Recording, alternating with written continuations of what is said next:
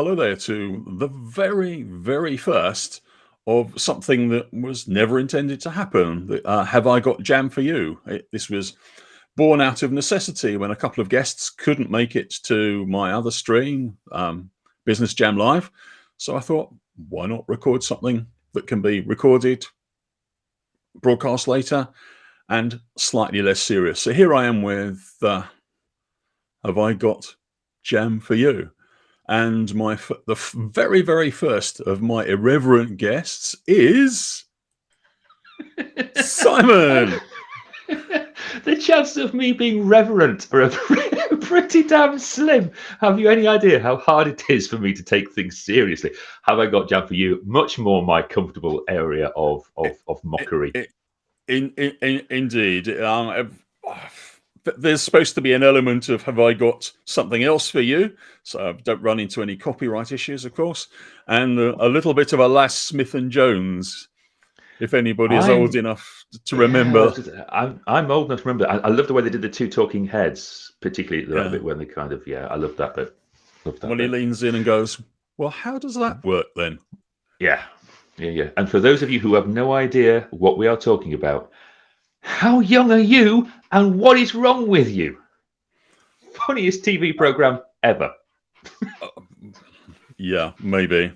So, business but not too serious is the little strapline for this. So, let's talk about some things in a not too serious way. The first thing on the list, we did mention the other day, it could annoy some people, life coaches. Right. Okay, so don't get me wrong. A good life coach is worth their weight in gold. I get that. I absolutely get that. I have used talking therapies in the past. I have used coaches in the past. No problem with that whatsoever. My problem is with those people who go, I have got nothing better to do with my life than pretend I am a life coach. And they leap into it with precious little experience, precious little wisdom, bugger all training, and frankly, nothing to offer. It is the people who go, you know that old joke about those who can't do teach. I've got this theory that's nonsense, of course, because teaching is difficult, but I've got this theory that those who can't do life coach. Don't get me wrong. Don't start writing in. Don't start burning whatever placards of me, because there are some brilliant people out there. But for the love of God, with those of you who are doing it just because you can't think of anything else better to do with your lives, kindly and leave the rest of the people who know what they're doing alone. And breathe before my blood pressure gets too high. Oh, calm. Actually, I used to say something very, very similar. Those that can do, those that can't teach, those that can't teach become a coach. But do you know what? I get it. We're going to annoy somebody. Yes, coaching genuinely is difficult. I mean, I watched my wife do it with my jaw wide open, kind of going, how did she think of a question which is so insightful? But then you get those people who are just doing it because they think coaching is having a conversation. It is not. It is not just having a conversation. It is a bloody difficult conversation where you encourage people to realize things for themselves. You encourage people to take responsibility for themselves without steering them. Phrases like, well, don't you think you would be better off if you tried this? Well, how is that a coaching question? No, that's a suggestion wrapped up as I'm pretending it's a question. That's not coaching. It does not work. Kindly stop doing it and stop pretending you're a bloody coach. Yeah.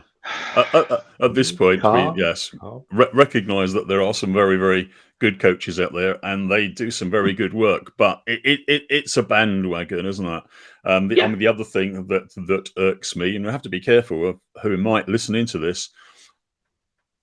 Lots of things related to marketing, particularly social media. But you know the sorts of things. Improve your LinkedIn reach in 10 seconds by reading this book. Subscribe to my $99 course, and then buy the $500 course afterwards, and you will have 1 million subscribers and leads coming out of your navel. Yep. That's the sort of thing. Yeah, it's snake oil salesman. It's not actually real Yeah, marketing. yeah. Well, it is. It's just immoral marketing, as far as I'm concerned. It's a kind of clinking switchbait type stuff, and they get marketers a bad name. Marketing is hard enough as it is, because it's very difficult to predict in advance what is going to work, and you have to experiment and use the metrics and all of that kind of jazz. It is not, despite what you and I have said to each other and to marketers in the past, it is not just colouring in. It's all about analytics and science of behavior and what works and stuff. So it's difficult enough as it is, without people who don't know what else to do, doing a whole load of tosh just because that's all they can think of to do. It's worrying that kind of thing still I'm going to say still works. It doesn't work for the recipients. It works for the people selling the snake oil. Get that? But there's a phrase I use quite a lot here, which might resonate with people, which is that the only people who got rich in the old California gold rushes. Remember the old kind of westerns about California gold? Yeah. The only I'm not people that who old. got rich then. I'm talking about the movies, not about the only people who got rich were the people selling shovels. The people actually prospecting, half of them starved to death, and the other half had to go back east, because it just didn't work out for them.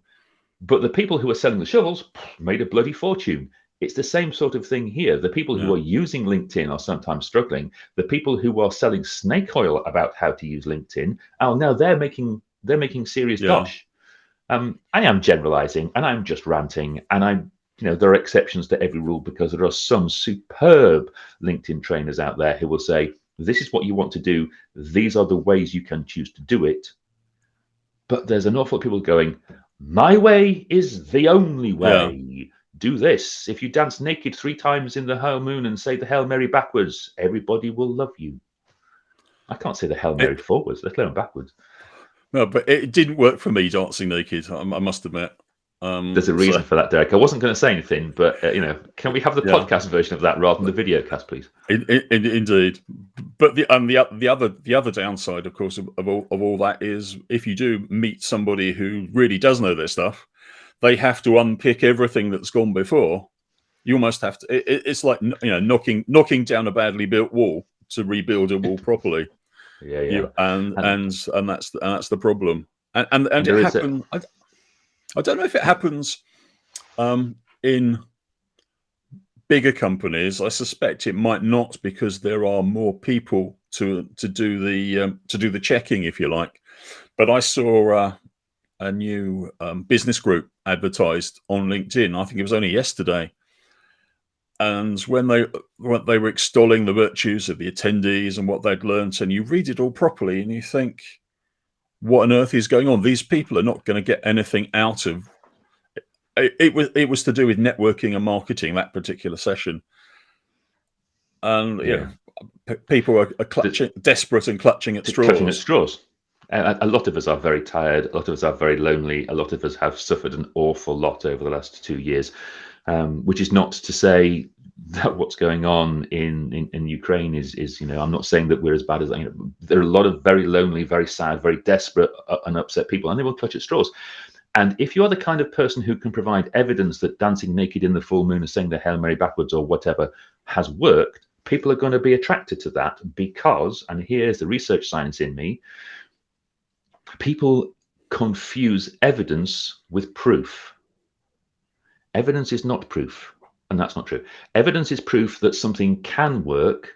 It is not proof that it will work. So, for example, suppose you are the manager of Manchester United Football Club. I've forgotten who the hell it is this week. Right? They're wearing red shirts and they win the Premiership. That is evidence that wearing red shirts could mean that you win the Premiership. It is not evidence that you will win the Premiership for 2 reasons. The first is there are other people wearing red shirts who haven't won it, and there are people who are not wearing red shirts who have won it. Have I said those the right way around? Yeah, check it out. Actually, there's some good stuff similar to that. If you look out on the internet, the all about causation and correlation. There's a whole load of websites that will give you some very almost silly examples of that, aligned with aligned with the aims and vision of this stream, of course. Yeah, But yeah, absolutely. it's fair. My favorite one is a correlation between cheese eating in America and people in Australia who strangle themselves by accident with their with blankets bed while asleep. with bed Yeah, with bed sheets yeah, or something. bed Yeah, sheets. Yeah, and you kind of I go, know. what? Correlation is not causation. It's a hint. I'll give you that. It's a hint, but it is not anything that you can take to the bank. It's somewhere for you No. to start and go, do I want to dig deeper into this? And then you find out whether it's a valid causal correlation. And even if it's a causal correlation, it may not be a direct causal correlation, because it could be that A is causing B is causing C is causing whatever you want. And if B, C, and D are uncontrolled, then A is not going to lead to D without an awful lot of you get the idea. But those people who say do A, D will happen are just talking. I'm going to cover my mouth so you can't lip read. Oh, right. I did not use the word. We've got to encourage you to use the word tosh, at least. Tosh. They're talking absolute and utter tosh. But, tosh, for those of you who've never heard the tosh, if you're not in the UK, you won't have heard the word tosh. If you are under the age of 30, you won't have heard the word tosh. Tosh is the posh word for bollocks. It's just utter bollocks. Utter tosh is the polite way of saying it. I think what we need to do is find some Shakespearean insults. in fact, if you ask Alexa, Alexa, give me a Shakespearean insult, Alexa will. Excellent. I don't have Alexa, but I'll try that out next time I find somebody who does. But this is my favourite Shakespearean. What's that? That's from Orange Romeo and Juliet, isn't it? Do you bite your thumb at me, sir? No, but I bite my thumb. I forgot I've forgotten the origins of it, but way back it was the equivalent then of sticking two fingers up at somebody in the UK. Fair enough. Oh, the other thing you can get Alexa to, if you ask Alexa how she is, Alexa could be male in these, but anyway, if you say Alexa, how are you? Alexa will normally say that they've been busy doing some sort of rap, and then if you ask Alexa to play the rap, it's hilarious. There was an Easter rap, and there was another one the other day. I thought, I don't know why I do this. My wife just looks at me and goes, "What on earth is this?" But there you go. And another use for Alexa, other than turning the lights on and off. Interesting. Let's pick up on that and let's get real hardcore feminist about that, because it comes. I don't know about Alexa, but certainly Siri and so on. They come with a default female voice. One of my kids has a master's degree from LSE, from the Gender Studies Institute there. She's a fully qualified professional hardcore feminist. Yeah. And we were talking about it the other day, she's made a bit of a study of this. She's been looking at where the origins of why things like Siri have female voices, and that you can trace it back far enough. If you go far enough back, it's to things like American fighter pilots listened to a female voice more than them. Yeah. You get it, right? But there's some interesting stuff there about whether you should use a female voice for that, because it belittles the way we think of, as a bloke, it belittles the way I think of women. Because I say, Siri, give me a 10-minute timer. And Siri goes, yes, I'll give you a 10-minute timer starting now. But I get used to treating women that way because they've got a female voice coming in, if you see what I mean. So I performed a bit of an experiment the other day, and I changed my Siri's voice to male. Now, I like to think I am as egalitarian as you can get. I like to think I am liberal and tolerant and all of that kind of good stuff. And yet, I noticed that when I changed my Siri's voice to male, I changed how I talk to Siri. I actually found myself saying thank you to it. I have never, ever, ever said thank you to Siri before when it had a female voice. Now, it could be coincidence. It could be kind of a Hawthorne effect, because I'm now aware of this kind of problem. You were looking, if you're looking for a change, I was looking for it. You see one. It could be. But it was just interesting that I suddenly found myself in a day thinking, what have I done? Do you know what? I have said please and thank you to a machine, to the point where my wife actually started laughing at me and going, you do know it doesn't care if you're polite. Because I was treating it so differently that other people noticed. Very, very odd. Very odd. Mm. Could be quite fun. And I kind of do like the idea sometimes. Do you remember the old, this is getting way off topic. Do you remember you could download different voices for your sat navs? Do you remember that? Can you remember that trend for a while? My sat nav on my phone does still. I've played around with them, and I must admit I hate the non-British voices, and I've tried the male and the female, and No. I'm talking about downloading celebrities who have recorded the instructions. No. Okay, I've heard of them, but I've not seen them. No. So Brian Blessed is hysterical for the first 5 miles. After that, you want to kill him. But for the first 5 miles, turn left. It's just the greatest thing on the plane. Yeah. At the junction, turn right. It's just, he doesn't actually quite go, Gordon's alive, but it's pretty damn close. And for those of you who have no idea what I'm talking about, stop right now and go and watch the film Flash with a soundtrack by Queen starring Brian Blessed. If you do not like it, I will give you a minute. It is the best thing in the world. If you think differently, you're wrong. Yeah. Oh well, Fact. There we go. Well, there we go. We've had Tosh and Brian Blessed. What comes next? What more do you want? There's something I've been itching to bring up because I know you're going to say something about it. Our friend Morabian. Do you know, I genuinely feel sorry for him because the number of times I have heard him interviewed saying things like, that is not what my research says, and that is a misinterpretation of my research, and you can't really pull that conclusion from my research. And yet people still go out there spouting the idea that 7% of communication lies in the words and the rest of it is in our body language and our tone of voice.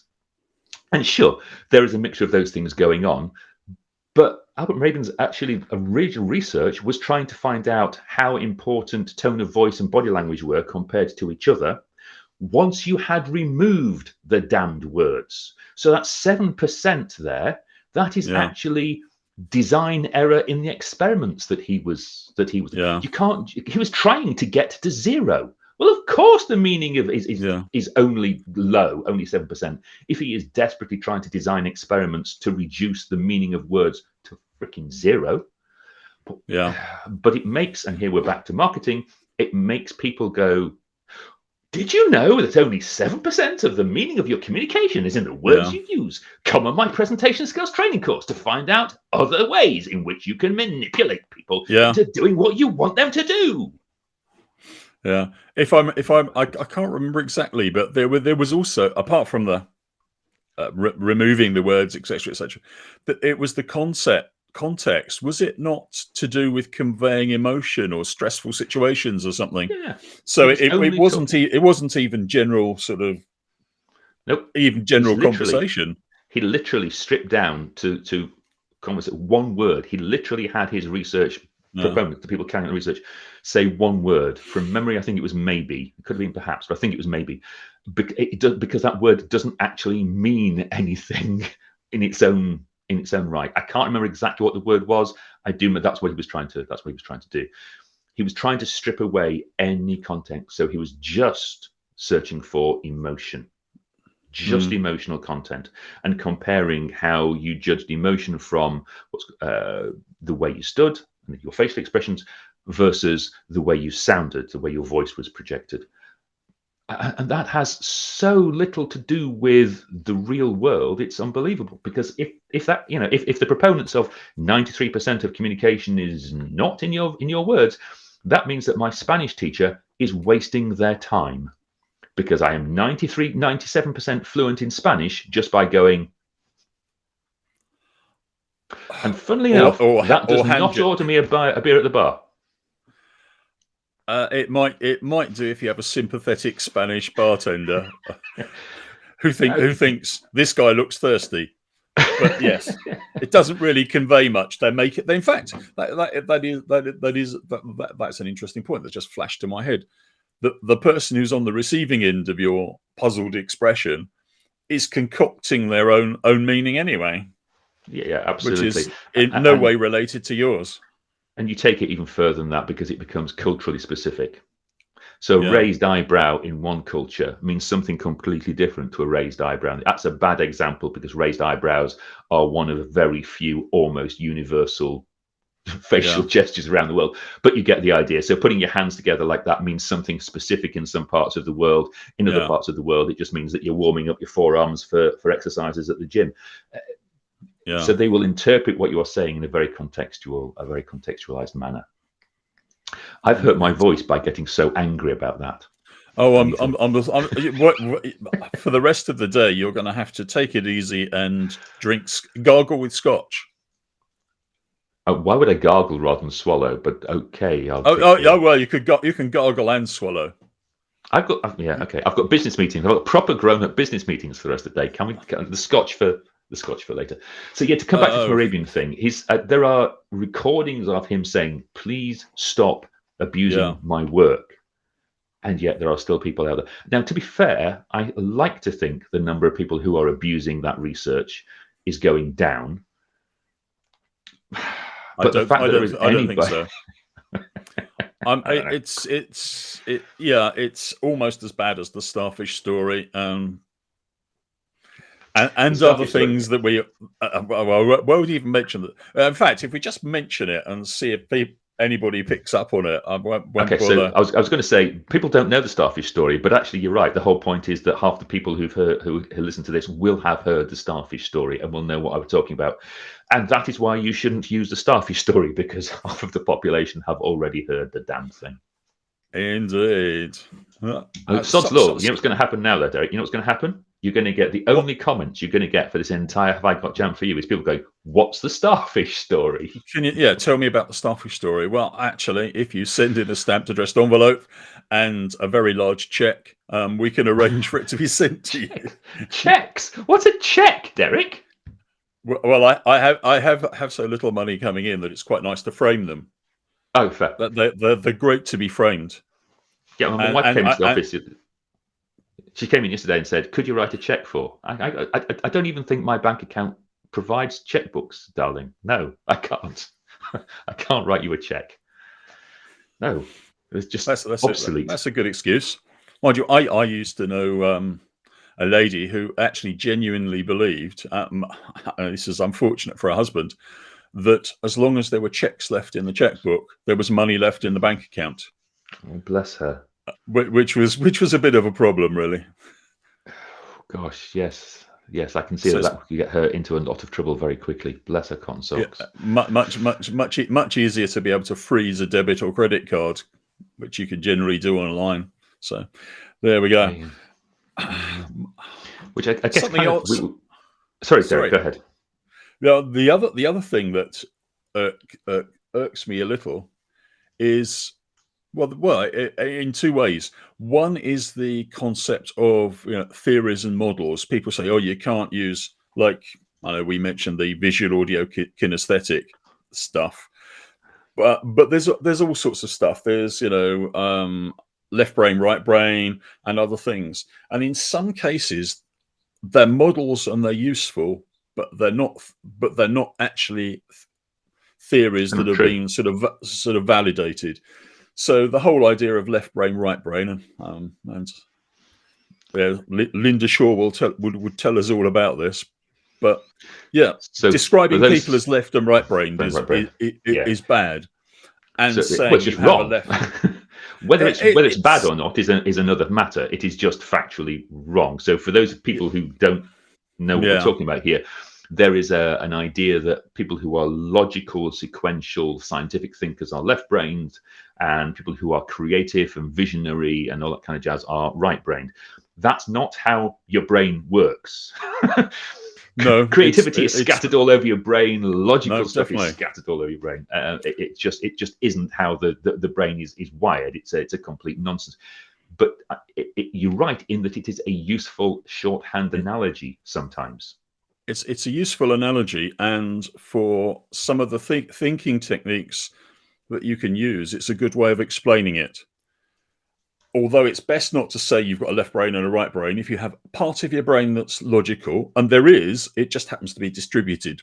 Yeah. And a part that's creative, and you can say, well, if I'm thinking about a problem, an issue, if that's in my logical bits, I'll tell you what, I'll hand it over to my creative bits because I'm going to drive home, I'm going on a long journey, I'm doing something else, and there'll be no gating of thoughts or ideas, and that's when you get your eureka moment. Yeah. It helps explain that. But yeah, I would go even further than that and say it's not even handing it over to the creative part of your brain. Quite often, it's a question of throwing the problem over the garden wall into the subconscious parts of your brain, and just letting your subconscious come up with the ideas and throw ideas back at you when it's had those ideas. Sod's law, of course, is that your subconscious will throw those good ideas back at you at moments when it is most inconvenient for you, when you can't write the damn things down. But the point is that you're kind of, that creative thinking process is not done left brain or right brain. It is done in certain states of mind, and it is done by random distributed networks within the brain rather than little. You get that? Yeah, and indeed. But, so you're right. Sometimes it's something. Let's think, you can say, so let's do some right brain thinking here, or let's do some creative thinking here. Is better than going, I am a right brained person. And I genuinely know somebody who thinks she can't think logically. This woman will tell me, no, I can't do that. I am not a logical thinker. To which my response is, you're right. You can't do that because you're not trying, because you think you are not a logical thinker. And yet if you give her logic problems, she can solve them just like that, so long as you don't use the word logic problem. Yeah. Is logic problem a word, or is it 2 words? Logic problem. Oh, no, put a hyphen in and make it 1 word. It's not a problem. Oh, no, don't do that. Claire, he doesn't mean it. Claire is my proofreader. Claire, he doesn't mean it. He doesn't mean it. You don't have to go and break his kneecaps. He doesn't mean it. Let him live. Fair enough. I adore Claire. Claire is responsible. She's responsible for phrases like, Simon, being your proofreader is like being Shane McGowan's dentist, which I thought was particularly harsh. My favorite phrase ever was, she was talking to my wife and said, if Simon writes a word and nobody reads it, is it still spelt incorrectly? Which I thought was, so she's brutal. Yeah, the silent tree in the forest. Yes, she is. She's brutal. She's brutal. She takes no prisoners.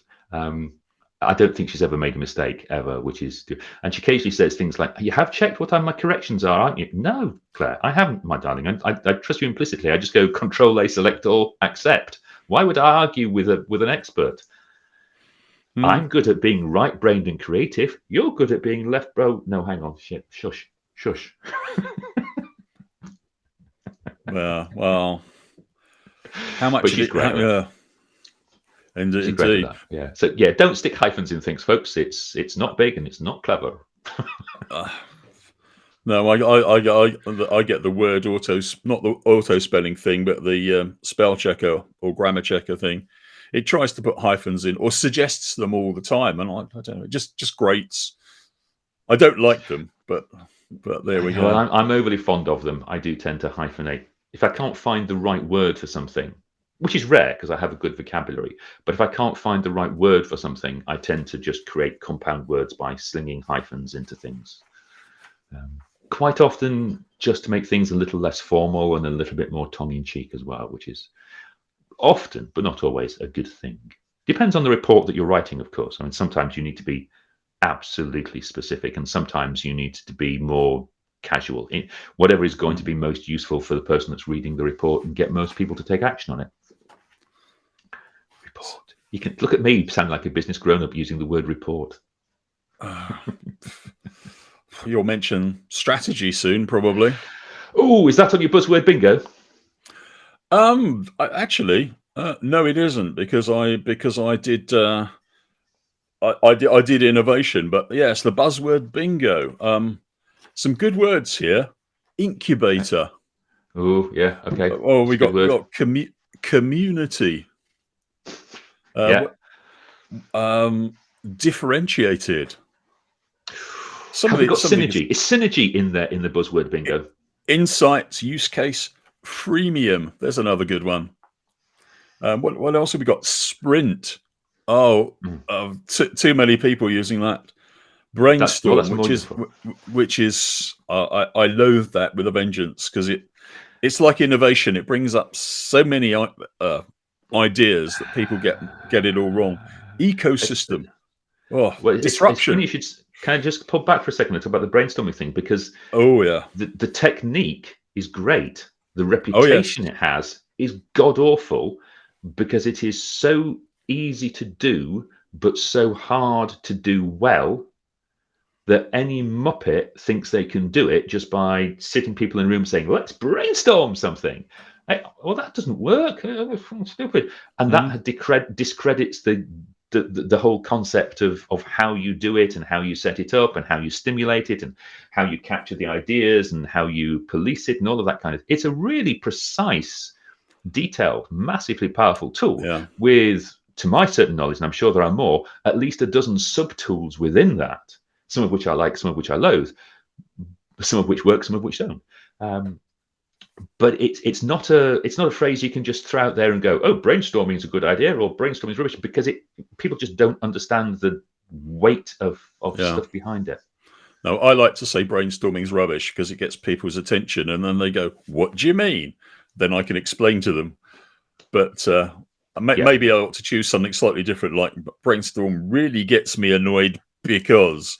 But brainstorming is tosh. How about that? Tosh storming. We need to find some new words. I've been making portmanteau words for a while now. One of my favourite ones is bad advice, which is bad advice. Bad advice. So I noticed that the other day. Yeah, well, there's a lot of that floating around in my field in presentation skills. You know, things like, imagine your audience naked and you'll be fine. No, that's really bad advice. I mean, that just quite apart from the fact that I look at my audience and go, no, I don't want to see these people naked. Quite apart from that, it's just massively disrespectful. How can you take your audience seriously if you're imagining, if you're fantasizing? But the real problem with that advice is that it gives you something else for your brain to be doing. So if you're making a presentation, your brain is busy. It's really busy. If you're making a presentation and imagining your audience naked, that is an extra load of busy for your brain. Yeah. And it means that the busy parts of your brain for the presentation stuff, well, there's less of your brain there that your brain can use because it's too busy fantasizing about what he, she, or they look like with or without underwear. It just makes it more likely you're going to make mistakes, not less. I can't. I don't even know how that piece of advice, as it were, came into being. I can remember people saying it years and years and years ago, but I can't even see that it actually addresses a particular problem. I know what it's designed for. It is designed to remind you, the nervous presenter, that your audience are just human beings, and it is designed to make them appear less scary. But yeah, it's not a good plan.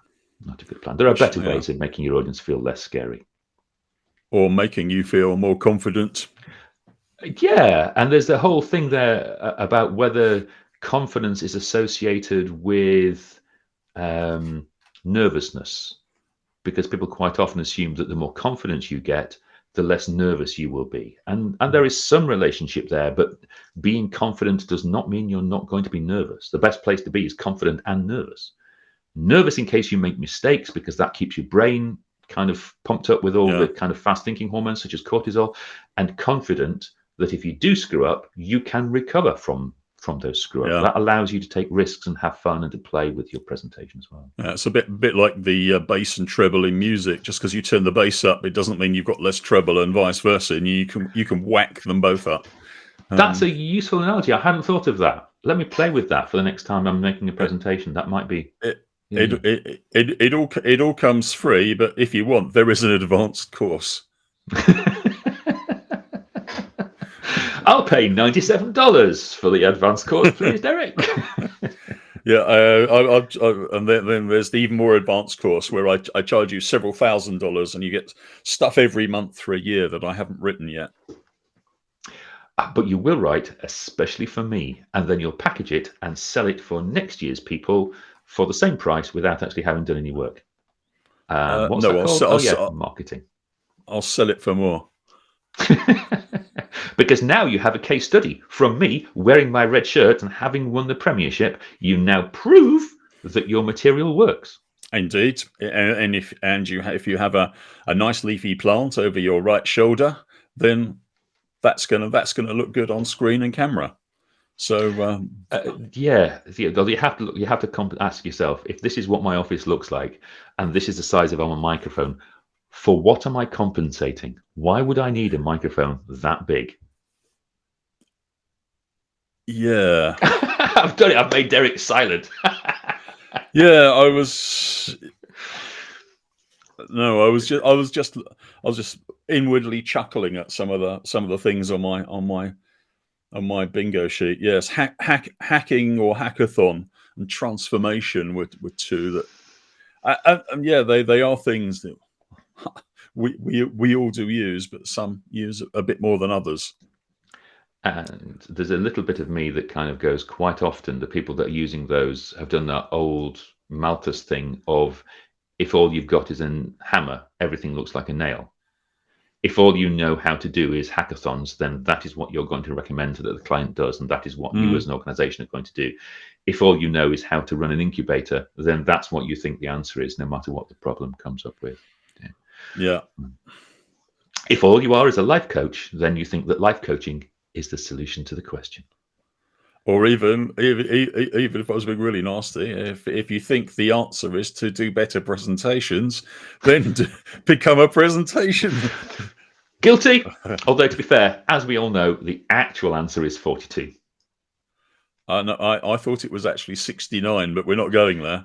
Yeah, people. Yeah, let's not that. I was at a funeral of a friend who died quite young recently, and his father was giving the eulogy, and he said that his son would be really, really annoyed to have died just short of his 42nd birthday. And 2/3 of the people at the crematorium laughed, and the other, who didn't understand the joke, the other third, very, very offended that we were laughing in the middle of a eulogy. And for those of you who've no idea what we're talking about, just go out and read possibly the funniest book in the history of the life, the universe, and everything. His name wasn't Hot Black Desiato, was it? Wasn't he the lead singer for? Oh no. I was astonished to find that Hot Black Desiato, he actually, I don't know if it still exists, but used to exist. Really? Hot Black Desiato and Company was either a solicitor's or an estate agent's in London. Really, really, really? Wow. I found that out many years ago because I think I saw an ad in the Evening News or Evening Standard, and I thought, wow, that's where it's come from. Or maybe they've just formed a company to ride on the back of that. Oh, that would be good marketing, though, wouldn't it? I mean, this was years and years ago, but yeah, I know. Yes, Hitchhiker's Guide to the Galaxy, if nobody's ever, and The Restaurant at the End of the Universe, etc., etc. Yeah. And if they haven't, just stop watching now and go start reading. Start with the Radio 4 recordings, because it was first to just go way back to the origins and go back to the radio stuff. Awesome. You will laugh till you cry. And my wife and one of her friends get depressed sometimes because the best man at my wedding and I can pretty much do the whole of series 1 verbatim. If you just start us going do do do do do do do do, because that's the theme tune, we'll start the whole thing, and between us we'll get most of the way through verbatim. And apparently that is nerdy and not sexually attractive. I don't know. It obviously depends what colour your towel is, doesn't it? Let's not use the word fruit before we start to move on. Derek, is there anything else you wanted to pick up on today? No, there isn't. I think Hitchhiker's Guide to the Galaxy is probably quite a good place to. I was going to say end it all, but that sounds very final. But to come to a gentle pause. Actually, after Hitchhiker's Guide to the Galaxy, everything is downhill. So let's quit while we're ahead. I think we ought to. So we'll say, actually, no. I tell you what. Let's just. If anybody finds Simon incredibly funny and humorous, or wants some help with presentations or sorting, I don't know, I was going to say sorting out their marketing, that's where they can go and find him. You can find out more about me on the closing captions that come on after this. So thank you very much, Simon, for appearing. And Great way to start the day. Thanks, Derek. Indeed it is. So, well, if anybody has actually watched this, thank you very much for watching and listening, and we'll see you next time.